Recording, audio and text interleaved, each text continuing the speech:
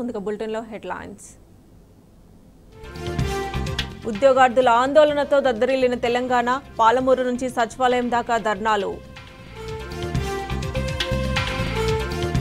నిరుద్యోగులు యువతకు ఇచ్చిన హామీలన్నీ అమలు చేయాలి, లేదంటే ఆందోళనలు ఉధృతం చేస్తామని కేటీఆర్ హెచ్చరిక. 6 ఎమ్మెల్యేలతో రాజీనామా చేయించి ఎన్నికలకు రా, ఫిరాయింపులపై సీఎం రేవంత్ కు కేటీఆర్ సవాల్. బొగ్గుగన్ల వేలంపై టీబీజీ కేసు పోరుబాట, సింగరేణి వ్యాప్తంగా కార్మికుల నిరసనలు. హస్తం నేతల దురాఘాతాలు భరించలేక రైతు ఆత్మహత్య, పురుగుల మందు తాగుతూ selfie video record. Karnataka Congress లో ముదురుతున్న వర్గపోరు, టీకేకు చెక్ పెట్టేలా పావులు కదుపుతున్న సిద్ధరామయ్య వర్గం. ఇక అప్డేట్ చూస్తే నిరుద్యోగుల నిరసనలతో రాష్ట్రం అట్టుడుకుతోంది. ధర్నాలు, ఆందోళనతో ప్రభుత్వానికి నిరసన తెలుపుతున్నారు నిరుద్యోగులు. జాబ్ క్యాలెండర్ విడుదల చేసి వెంటనే 2 లక్షల ఉద్యోగాలు భర్తీ చేయాలని డిమాండ్ చేస్తున్నారు. అటు నిరుద్యోగుల పోరాటానికి బీఆర్ఎస్ అండగా నిలబడింది.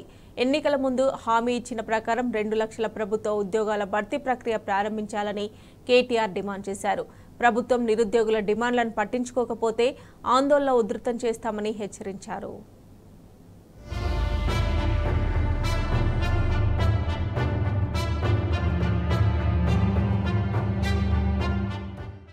మాయమాటలు చెప్పి అధికారం చెరబట్టిన కాంగ్రెస్ పార్టీ అన్ని వర్గాల ప్రజలకు చుక్కలు చూపిస్తోంది. ముఖ్యంగా నిరుద్యోగులను నిండా ముంచింది రేవంత్ ప్రభుత్వం. ఏడాదికి 2 లక్షల ఉద్యోగాలని, ఏటా జాబ్ క్యాలెండర్ విడుదల చేస్తామని చెప్పి నిరుద్యోగుల ఆశలపై నీళ్లు జల్లింది. వారి జీవితాలతో చెలగాటమాడుతోంది. అధికారంలోకి వచ్చి 7 నెలలైనా ఒక్క ఉద్యోగం కూడా భర్తీ చేయకుండా మీనవేషాలు లెక్కిస్తోంది కాంగ్రెస్ సర్కార్. అంతులేని నిర్లక్ష్యం ప్రదర్శిస్తున్న కాంగ్రెస్ ప్రభుత్వంపై నిరుద్యోగులు కన్నెర్ర చేస్తున్నారు.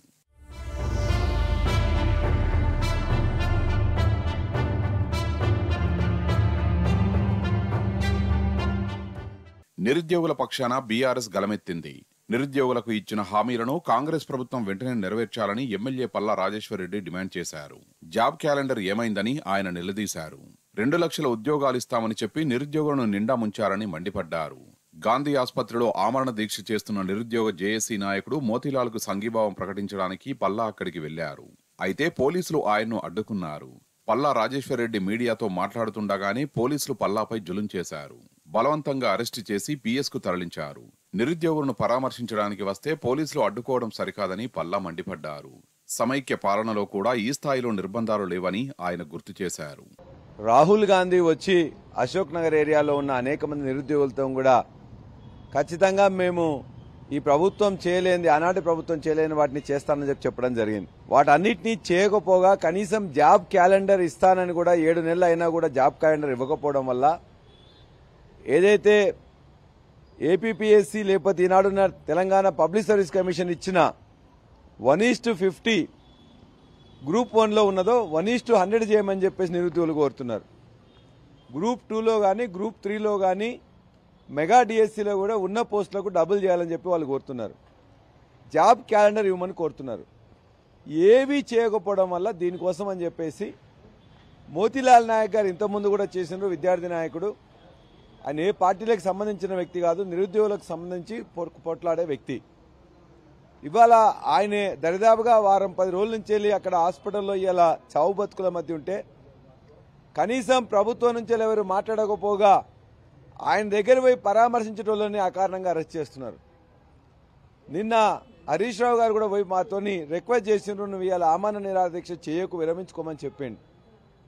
మేము కూడా వెళ్ళి ఆ అబ్బాయితో మాట్లాడదాం, ఆ విద్యార్థి నాయకుడిని నచ్చజెప్దామని చెప్పి చూస్తే ఇవాళ అకారణంగా ఏమాత్రం చెప్పకుండా ఇవాళ నన్ను కానీ ఇవాళ అనేక మంది విద్యార్థి నాయకులను కూడా అరెస్ట్ చేయడం జరిగింది. డిమాండ్ల సాధన కోసం ఆందోళన చేస్తున్న నిరుద్యోగుల పట్ల పోలీసులు వ్యవహరిస్తున్న తీరుపై బీఆర్ఎస్ వర్కింగ్ ప్రెసిడెంట్ కేటీఆర్ ఆగ్రహం వ్యక్తం చేశారు. గాంధీ హాస్పిటల్ వద్ద నిరుద్యోగ యువకులపై పోలీసులు లాఠీచార్జి చేయడాన్ని తీవ్రంగా తప్పుబట్టారు.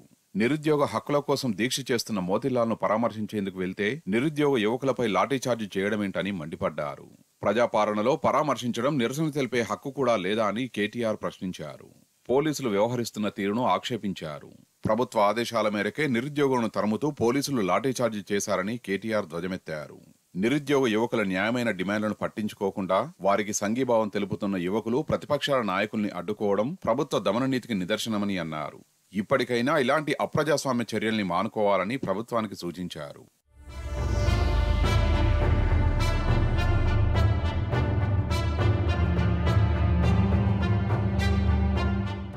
నిరుద్యోగులు యువకులు డిమాండ్ చేస్తున్నట్లుగా ఉద్యోగ నోటిఫికేషన్లను వెంటనే జారీ చేయాలని కేటీఆర్ డిమాండ్ చేశారు. ఎన్నికల ముందు ఇచ్చిన హామీ ప్రకారం 2 లక్షల ప్రభుత్వ ఉద్యోగాల భర్తీకి ప్రక్రియ ప్రారంభించాలని రేవంత్ రెడ్డి సర్కార్ను కేటీఆర్ డిమాండ్ చేశారు. ఆందోళన చేస్తున్న నిరుద్యోగులకు బీఆర్ఎస్ పార్టీ అండగా ఉంటుందని భరోసా ఇచ్చారు. ప్రభుత్వం నిరుద్యోగుల డిమాండ్లను పట్టించుకోకపోతే ఆందోళన కార్యక్రమాలను ఉధృతం చేస్తామని కేటీఆర్ హెచ్చరించారు.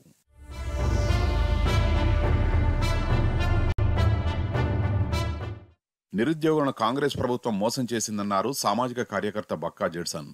లక్షలాది ఉద్యోగాలు ఇస్తామని చెప్పి దగా చేశారని ఫైర్ అయ్యారు. గాంధీ ఆసుపత్రిలో ఆమరణ దీక్ష చేస్తున్న మోతీలాల్ను పరామర్శించడానికి వెళ్లిన బక్కా జెడ్సన్ ను పోలీసులు అరెస్టు చేశారు.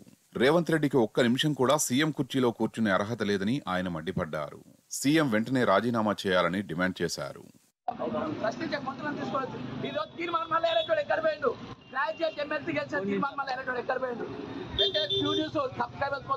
అల్లొక తీసుకో కావాలి.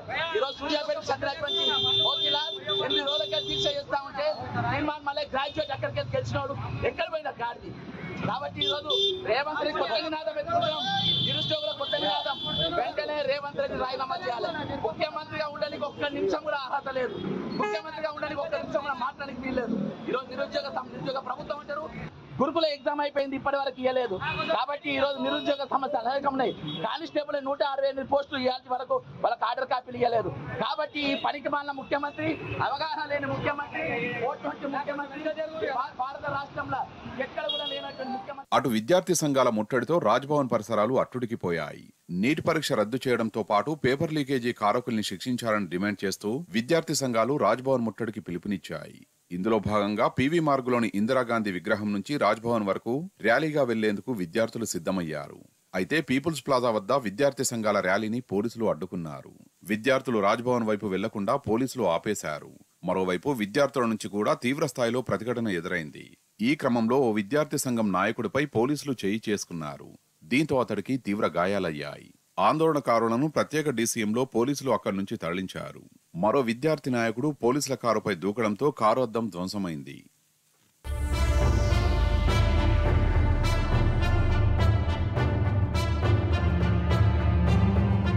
మహబూబ్నగర్ జిల్లా కేంద్రంలో డీఎస్సీ గ్రూప్స్ ఉద్యోగాల సంఖ్య పెంచాలని నిరుద్యోగులు నిరసన ర్యాలీ నిర్వహించారు. జిల్లా గ్రంథాలయం నుండి మెట్టుగడ్డ చౌరస్తా వరకు ర్యాలీగా వెళ్లి నిరసన తెలిపారు. నిరుద్యోగుల తరపున గాంధీ హాస్పిటల్ వద్ద నిరాహార దీక్ష చేస్తున్న మోతీలాల్కు సంపూర్ణ మద్దతు తెలిపారు. ఇప్పుడున్న డీఎస్సీ రద్దు చేసి గ్రూప్స్ పోస్టులు పెంచాలని నిరుద్యోగులు ప్రభుత్వాన్ని డిమాండ్ చేశారు. పరీక్షలు డిసెంబర్లో నిర్వహించాలని, లేకపోతే ఆందోళనలు ఉధృతం చేస్తామని ప్రభుత్వాన్ని హెచ్చరించారు.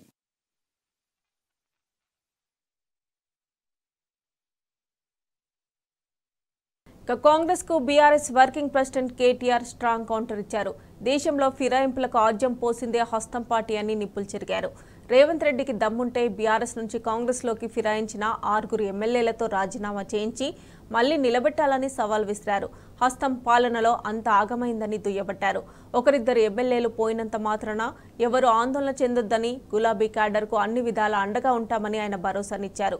ఈ మేరకు జగిత్యాలలో నిర్వహించిన ఆత్మీయ సమావేశంలో కేటీఆర్ పాల్గొన్నారు. ఈ భారతదేశంలో ఆయారాం గయారాం అనే కల్చర్ అనే సంస్కృతి, ఆ విష బీజానికి ఆనాడు మొక్క దొడిగింది ఎప్పుడు అంటే ఆనాడు కాంగ్రెస్ ప్రభుత్వం శ్రీమతి ఇందిరాగాంధీ గారు ప్రధానమంత్రిగా ఉన్నప్పుడే హర్యానా రాష్ట్రంలో ఏ ఎమ్మెల్యే గెలిచినా వాళ్ళని గుంజుకునే సంస్కృతికి శ్రీకారం చుట్టిందే కాంగ్రెస్ ప్రభుత్వం. అందుకే భారతదేశంలో అంటారు, ఆయారాం గయారాం అనే సంస్కృతిని ఈ దేశ రాజకీయాల్లో తీసుకొచ్చిందే కాంగ్రెస్ పార్టీ. ఆ తర్వాత 2004లో మనతో పొత్తు పెట్టుకున్నారు. పొత్తు పెట్టుకొని మన ఎమ్మెల్యేలు 26 మంది గెలిస్తే ఆనాడు అప్పుడున్న కాంగ్రెస్ నాయకులు, అప్పుడున్న కాంగ్రెస్ ప్రభుత్వం మన 10 మంది ఎమ్మెల్యేలను ఆనాడు ఆ పార్టీలో కలుపుకునే ప్రయత్నం చేసింది. ఏమన్నాడు రేవంత్ రెడ్డి ఆనాడు? ఈ వేదిక మీద నుంచి చెప్తున్నా, కాంగ్రెస్ పార్టీలో టికెట్లు పొంది గెలిచిన వాళ్ళు పార్టీ ఫిరాయిస్తే మా కార్యకర్తలకు విజ్ఞప్తి చేస్తున్నా, రాళ్లతో కొట్టి చంపండి. గ్రామ బహిష్కరణ చేయండి. ఆ సన్నాడసులో రాజీనామా చేయకుండా పార్టీ మారితే రాళ్లతో కొట్టండి, రాళ్లతో కొట్టి చంపండి. గ్రామాలలో అప్పుడప్పుడు చూస్తుంటాం పిచ్చి కుక్కలు ఊర్లో స్వైర విహారం చేసి ప్రజల్ని కరిస్తే తరిమి రాళ్లతో కొట్టేట్లయితే చంపుతారో కాంగ్రెస్ పార్టీ బీ ఫామ్ మీద గెలిచి రాజీనామా చేయకుండా పార్టీ ఫిరాయించిన వాళ్ళను ఊర్లలోకి వస్తే రాళ్లతో కొట్టండి అని చెప్పి నేను కాంగ్రెస్ పార్టీ కార్యకర్తలకు విజ్ఞప్తి చేస్తున్నా. మరి ఇప్పుడు మనం ఆలోచించాలా? ఇప్పుడు రేవంత్ రెడ్డి చెప్పాలా ఎవరు పిచ్చి కుక్క? మరి ఎవలను రాళ్లతో కొట్టి చంపాలా? ఒక పార్టీ బీఫామ్ మీద గెలిచినోడు ఇంకో పార్టీలకు పోతే మీ చెమటతో మీ రక్తంతో మీరు గెలిపిస్తే గెలిచినోడు ఇంకో పార్టీలకు ఫిరాయిస్తే ముఖ్యమంత్రి రేవంత్ రెడ్డి చెప్పిండు, ఏమన్నాడు? రాళ్లతోని కొట్టి చంపమన్నాడు. నేను అంటలేను, నేను అంటుంది ఏంటంటే రేవంత్ రెడ్డి చెప్పిండు. మరి ఇలా ఎవరిని కొట్టాలి? రాళ్లతోని రేవంత్ రెడ్డిని కొట్టన్నా? పిచ్చి కుక్కలేక ఎవరిని కొట్టాలి? లేకపోతే మీ ఎమ్మెల్యే సంజయ్ని కొట్టన్నా? ఎవరిని కొట్టాలి మరి? అందుకే అంటున్నా, ఎవరిని రాళ్లతోనో ఇంకోటి దాంతోనో కొట్టే అవసరం లేదు. రేవంత్ రెడ్డి నువ్వు మొగోనువైతే, నీకు దమ్ముంటే తీసుకున్న 6 ఎమ్మెల్యేలతో రాజీనామా చేపి ఓట్లతోని కొట్టి ఆ 6 కూడా శాశ్వతంగా రాజకీయ సమాధి చేసే బాధ్యత తెలంగాణ సమాజం తీసుకుంటుందనే మాట నేను విజ్ఞప్తి చేస్తున్నా. రేవంత్ రెడ్డి రెగ్యులర్ గా అంటుంటాడు, మొగోనివైతే ఇది చేయి, మొగోనివైతే అది చేయి. నేను అంటున్నా, రేవంత్ రెడ్డి మొగోనివైతే ఆ 6 రాజీనామా చేపి ఎలక్షన్లకు రా, జగిత్యాలకు రా, జగిత్యాల ప్రజలు సమాధానం చెప్తారనే మాట నేను విజ్ఞప్తి చేస్తా ఉన్నా. ప్రజలు ఇప్పటికే ఒక్కొక్కటిగా అర్థం చేసుకుంటా ఉన్నారు. మరి ఇప్పుడు పిల్లలు రోడ్డు ఎక్కిన ఆల్రెడీ ఉస్మానియా యూనివర్సిటీలో, ఇతర యూనివర్సిటీలలో ఇప్పటికే ఆందోళనలు చాలు అయినాయి. గాంధీ హాస్పిటల్లో ఒక తమ్ముడు, మోతీలాల్ నాయక్ అనే ఒక తమ్ముడు నిరాహార దీక్ష చేస్తుంటే నిన్న ఒక కాంగ్రెస్ ఎమ్మెల్సీ పోతే తన్ని అక్కడికి వెళ్లి ఉరికిచ్చిండ్రు, ఎలగొట్టిండ్రు. అంటే కాంగ్రెస్ కు ఇప్పటికే ప్రజల్లో ఉల్టా స్టార్ట్ అయింది. ఉద్యోగాల విషయంలో మోసం అర్థమైంది, రైతు భరోసా విషయంలో మోసం అర్థమైంది, రుణమాఫీ విషయంలో మోసం అర్థమైంది, మహిళలకు పైసలు ఇయ్యరని అర్థమైంది, కరెంటు రాదని అర్థమైంది, ఎరువులు విత్తనాలు దొరకాయని అర్థమవుతున్నాయి, చెరువులు ఎండుతున్నాయి, కండ్ల ముంగట్నే కనబడుతున్నది, పట్టణాభివృద్ధి ఆగిపోయింది, కండ్ల ముంగట్నే కనబడతా ఉన్నది, పెట్టుబడులు ఆగిపోయినాయి, రైతుల జీవితాలు అస్తవ్యస్తమవుతున్నాయి. అందుకే నేను అంటున్నా, రైతులు, ప్రజలు, మహిళలు, యువకులు అందరూ మెల్లమెల్లగా ఏం జరిగింది అర్థం చేసుకుంటున్నారు, జరిగిన మోసం గ్రహిస్తున్నారు. అందుకే రేపటి రోజున తప్పకుండా స్థానిక సంస్థల్లో గాని రాబోయే రోజుల్లో శాసనసభ ఎన్నికలు ఎప్పుడు జరిగినా బ్రహ్మాండంగా మల్లా ఎగిరేది గులాబీ జెండానే అనే మాట నేను మీకు విజ్ఞప్తి చేస్తా ఉన్నాను. మనం భయపడవలసిన అవసరం లేదు. కేసీఆర్ గారు లాంటి నాయకుడు మనకు అండగా ఉన్నాడు. 10 ఏళ్లు మనం చేసిన పనులు ప్రజల కళ్ళ ముంగట్నే ఉన్నాయి. తీసేస్తే, చెరిపేస్తే చెరిగిపోతుందా చరిత్ర? జగిత్యాల జిల్లా చేసింది ఎవరు అని ఎవరిని అడిగినా ఏం చెప్తారు? ఎవరు? తెలంగాణ తెచ్చింది ఎవరు? జగిత్యాలలో మెడికల్ కాలేజ్ పెట్టింది ఎవరు? జగిత్యాల కలెక్టర్ని తెచ్చి కూర్చోబెట్టింది ఎవరు? జగిత్యాలలో ఎస్పీని తెచ్చి కూర్చోబెట్టింది ఎవరు? జగిత్యాలలో ఈ అవులగాన్ని ఎమ్మెల్యే చేసింది ఎవరు? గదే అంటున్నా. మరి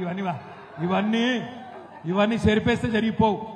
ఏ అవులగాడు ఏం మాట్లాడినా ప్రజల దగ్గరకు వస్తే అన్ని విషయాలు బయటికి వస్తాయి. అందుకే నేను అంటున్నా, మనం ఎవరో గురించి ఒక్కడు పోయిండని భయపడే అవసరం లేదు. మీ అందరున్నారు, మనకు ప్రజల ఆశీర్వాదం ఉంది. తప్పకుండా ముమ్మాటికి నేను చెప్తా ఉన్నా, ఎంగిలి మెతుకుల కోసం ఆశపడే కొంతమంది హౌలగాళ్ళు పోతే పోయిండొచ్చు, బాధపడే అవసరం లేదు. మీకు మేమందరం అండగా ఉంటాం. లోకల్ బాడీ ఎన్నికల్లో మీ కండగా మేమందరం ఉంటాం. నేను జగిత్యాలలో తప్పకుండా గల్లీ తిరుగుతా, కవితక్క కూడా వస్తుంది, తప్పకుండా తిరుగుతుంది, తప్పకుండా మీ అందరికి అండగా ఉంటామని చెప్పి కూడా తెలియజేస్తూ, ఎట్లనైతే కష్టపడి ఎమ్మెల్యేని గెలిపించినామో అంతకంటే డబల్ కష్టం చేద్దాం. రాష్ట్ర కేబినెట్ విస్తరణ నేపథ్యంలో రేవంత్ రెడ్డి మంత్రివర్గంలో సామాజిక సమతుల్యతపై చర్చ జరుగుతోంది. కేబినెట్లో 12 మంది మంత్రులుండగా అందులో 7 ఓసీలే ఉన్నారు. 4 రెడ్డి సామాజిక వర్గానికి చెందిన మంత్రులుండగా బీసీ, ఎస్సీ, ఎస్టీలకు 5 పదవులే దక్కాయి. త్వరలో చేపట్టబోయే కేబినెట్ విస్తరణలో మరో 2 రెడ్లకు చోటంటూ ప్రచారం జరుగుతోంది.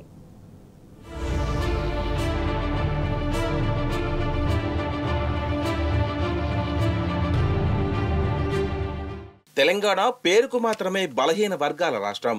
ఇక్కడ బీసీ, ఎస్సీ, ఎస్టీ, మైనారిటీల జనాభా దాదాపు 80% పైనే ఉన్న పెత్తన మాత్రం అగ్రవర్ణాలదే. పేరు గొప్ప ఊరు దిబ్బ అన్నట్లు అత్యధిక జనాభా కలిగిన బలహీన వర్గాలకు ప్రభుత్వంలో ప్రాతినిధ్యం కల్పించడంలో ఎప్పుడూ చిన్న చూపేనన్న విమర్శ మొదటి నుంచి ఉంది. రేపో మాపో జరగబోయే రాష్ట్ర కేబినెట్ విస్తరణ నేపథ్యంలో మంత్రివర్గంలో సామాజిక సమతుల్యతపై చర్చ జరుగుతోంది.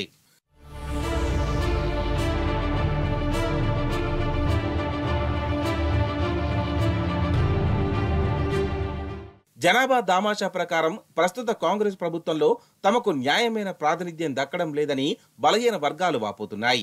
బడుగు బలహీన వర్గాల పార్టీగా చెప్పుకునే కాంగ్రెస్ రాష్ట్రంలో తమ ప్రభుత్వంలో మాత్రం ఆ వర్గాలకు తగిన భాగస్వామ్యం కల్పించడం లేదని వారు ఆవేదన వ్యక్తం చేస్తున్నారు. సీఎం రేవంత్ రెడ్డి నాయకత్వంలోని ప్రస్తుత కాంగ్రెస్ ప్రభుత్వం బలహీన వర్గాల కంటే అగ్రవర్ణాలకే పెద్దపీట వేసింది. ప్రస్తుత మంత్రివర్గంలో సీఎం రేవంత్ రెడ్డి సహా 12 మంది ఉండగా వారిలో 7 ఓసీ సామాజిక వర్గాలకు చెందిన వారే ఉన్నారు. బడుగు బలహీన వర్గాలకు చెందిన వారు 5 ఉన్నారు. 7 ఓసీలలో 4 రెడ్డి సామాజిక వర్గానికి చెందిన వారు ఉండగా మిగతా 3లో ఒకరు బ్రాహ్మణ, ఒకరు కమ్మ, మరొకరు వెలమ సామాజిక వర్గాలకు చెందిన వారుగా ఉన్నారు. మిగతా 5లో 2 ఎస్సీలు, 2 బీసీలు, 1 ఎస్టీ ఉన్నారు.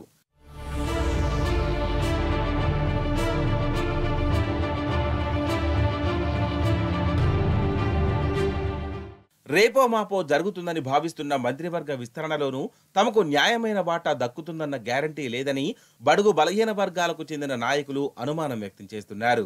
మంత్రి దామోదర రాజనరసింహ కథనం ప్రకారం మంత్రివర్గ విస్తరణలో 4 చోటు కల్పించనుండగా వీరిలో 2 రెడ్డి సామాజిక వర్గానికి చెందిన వారికి, మరో 2 బీసీలకు అవకాశం ఉంటుందని తెలిసిందే. ఉమ్మడి నల్గొండ జిల్లా నుంచి కోమటిరెడ్డి రాజగోపాల్ రెడ్డి, ఉమ్మడి నిజామాబాద్ జిల్లా నుంచి పి సుదర్శన్ రెడ్డికి చోటు కల్పించబోతున్నట్లు ఆయన పేర్కొన్నారు. ఈ లెక్కన ప్రస్తుతం ఉన్న 4 రెడ్డి మంత్రుల సంఖ్య 6కు చేరుకొనుండగా ఓసీ మంత్రుల సంఖ్య 9కి చేరుకోనుంది. వాకటి శ్రీహరి, దానం నాగేందర్కు కూడా మంత్రి పదవులు దక్కుతాయని మంత్రి పేర్కొన్నారు. అప్పుడు బీసీ మంత్రుల సంఖ్య 4కు చేరుకుంటుంది. మంత్రి దామోదర రాజనరసింహ చెప్పిందే నిజమైతే రాష్ట్ర మంత్రి మండలిలో అగ్రకులాల వారికే పెద్దపేట దక్కనుంది.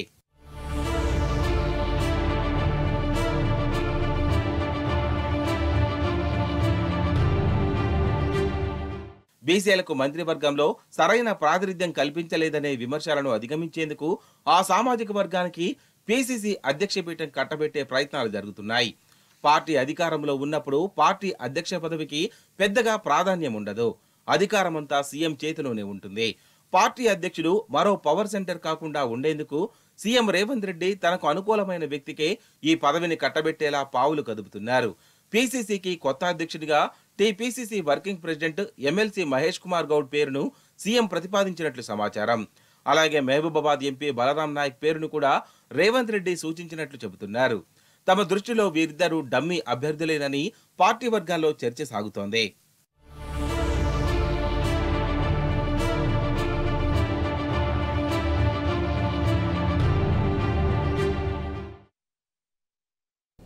సింగరేణి బొగ్గు బ్లాక్లను ప్రైవేటీకరణ చేసేందుకు కేంద్ర రాష్ట్ర ప్రభుత్వాలు కుట్ర పన్నుతాయన్నాయని బీఆర్ఎస్ అనుబంధ తెలంగాణ బొగ్గు గని కార్మిక సంఘం కన్నెర్ర చేసింది. పెద్దపల్లి జిల్లా రామగుండంలోని బొగ్గు గనులు ప్రాజెక్టుల వద్ద సింగరేణి కార్మికులు నల్ల బ్యాచీలు ధరించి నిరసన చేపట్టారు. అన్ని విధాలుగా మ్యాన్ పవర్ ఉన్న సింగరేణి సంస్థకే బొగ్గు బ్లాక్లను కేటాయించాలని, లేదంటే సింగరేణి వ్యాప్తంగా 11 డివిజన్లలో ఉద్యమిస్తామని కార్మికులు పిలుపునిచ్చారు. అనంతరం ఆయా గనులు ప్రాజెక్టులపై ఉన్న అధికారులకు కార్మిక నాయకులు వినతి పత్రాలు అందజేశారు. సింగరేణి సంస్థను కాపాడుకునేందుకు సింగరేణి కార్మిక వర్గంతో పాటు యాజమాన్యం కూడా కేంద్ర రాష్ట్ర ప్రభుత్వాలపై ఒత్తిడి తీసుకురావాలని సూచించారు. ఒకే కేసులో ఛార్జింగ్ మరియు